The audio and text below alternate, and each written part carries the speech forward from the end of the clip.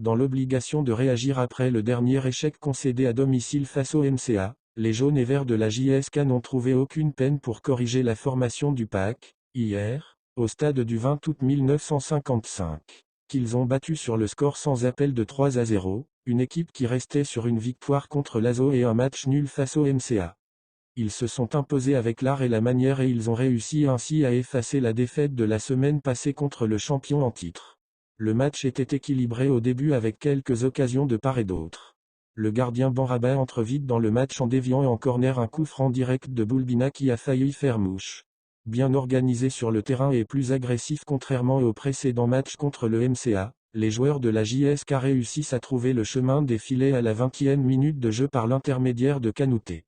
Suite à un bon travail de Boilia sur le côté droit qui trouve Boudebous dans la surface de vérité, ce dernier sert sur un plateau Kanouté qui ne trouve aucune peine pour mettre le ballon au fond des filets. Les locaux tentent de revenir dans le score, mais la défense de la JSK bien organisée repousse toutes les tentatives des passistes.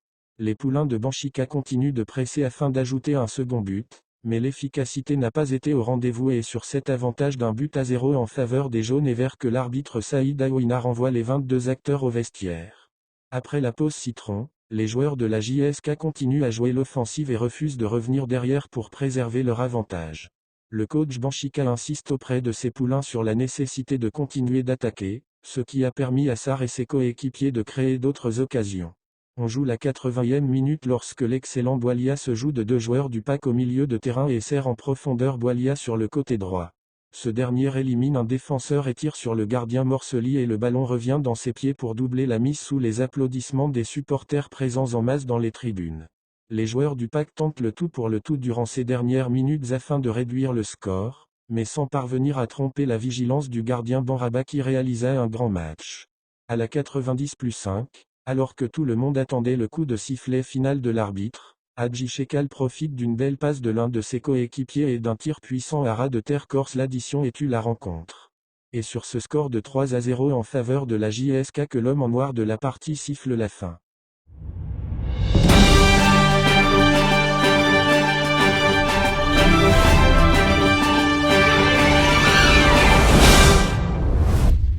Malgré son rendement et les grands efforts qu'il fait sur le terrain depuis l'entame de la saison, le capitaine Kosela Boilia est critiqué par certains supporters, sous prétexte qu'il est égoïste dans le jeu et qu'il privilège le jeu individuel au jeu collectif.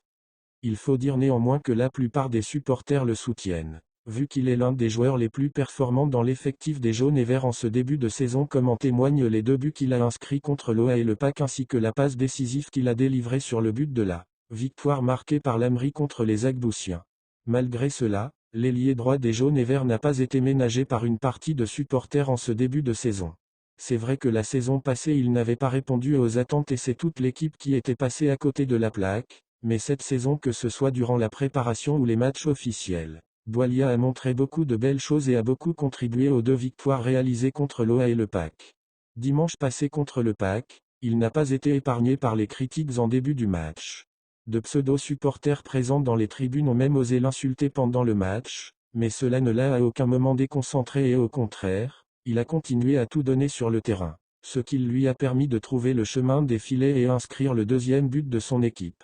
Après son but qu'il n'a pas fêté avec les fans comme il avait l'habitude de le faire auparavant, il s'est dirigé vers la galerie pas par pas, en se contentant de regarder. Une manière de leur dire que malgré les insultes il ne rechigne pas sur l'effort pour faire gagner la JSK, son club de cœur. Malgré les insultes, il a fêté la victoire avec le public. Malgré les insultes dont il a été victime en début du match contre le PAC, Kosela Boilia a gardé son sang-froid et a continué à jouer avec la même détermination. Ses efforts ont été récompensés par un but à la 80e minute. 5 minutes après son but il quitte le terrain sur blessure à l'épaule. À la fin de la partie et malgré la mésaventure qu'il a connue pendant le match et aussi les douleurs à l'épaule, Kosela Boilia s'est dirigé vers la galerie avec ses coéquipiers pour fêter la victoire avec les supporters qui se sont déplacés en masse au stade du 20 août 1955. Il a célébré ce large succès avec le public, ce qui prouve que le joueur n'est pas rancunier et qu'il sait que ceux qui ont insulté sa mère ne représentent pas tous les supporters de la JSK. Ma mère, merci pour l'éducation que tu m'as donnée. Même s'il ne s'est pas exprimé aux médias à l'issue de la victoire de son équipe contre le PAC, 3-0, Kosela Boualia a trouvé un moyen pour répondre à ceux qui ont insulté sa mère pendant le match. À travers une publication en anglais sur son compte officiel sur Instagram, le capitaine de la JSK a tenu à rendre hommage à sa mère. « My mother thank you for your education ». Peut-on lire sur la publication postée par Boualia sur les réseaux sociaux qu'on traduit en français « Ma mère, merci pour l'éducation que tu m'as donnée ». En plus de l'hommage qu'il rend à sa maman qui a été insultée au stade, le meilleur buteur de la JSK jusque-là avec 2 réalisations fait savoir à ceux qui se sont attaqués à lui que son éducation ne lui permet pas de leur répondre.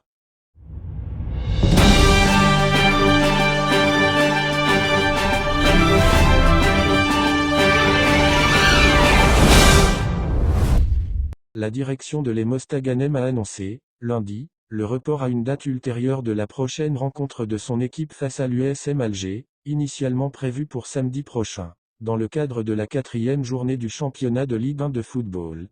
Ce report est motivé par la convocation de plus de 2 joueurs de l'effectif de l'USMA par les sélectionneurs de leurs pays respectifs à l'occasion de la fenêtre FIFA qui s'étale du 7 au 15 octobre en cours, selon la même source. Le gardien de but Smith, Oussama Bambo, et le latéral droit de la même équipe, Saadi Redouani, sont concernés par les 2 matchs de la sélection algérienne contre le Togo, 10 et 14 octobre, pour le compte des éliminatoires de la Coupe d'Afrique des Nations, CAN 2025. Leur coéquipier est né au milieu de terrain des Rouges et Noirs, le Bolivien Adali Terraza, est lui aussi convoqué par l'entraîneur de la sélection de son pays en vue des matchs internationaux et au programme de la Bolivie au cours de cette trêve internationale. Ces convocations ont incité la direction de l'USMA, dont l'équipe occupe actuellement les commandes de la Ligue 1, à demander le report de son prochain match, conformément aux règlements en vigueur, on souligne. Du coup, le SM sera dans l'obligation de rester inactif pendant 2 semaines, et ce, avant de renouer avec la compétition officielle en rendant visite à l'Sétif au titre de la 5e journée du championnat.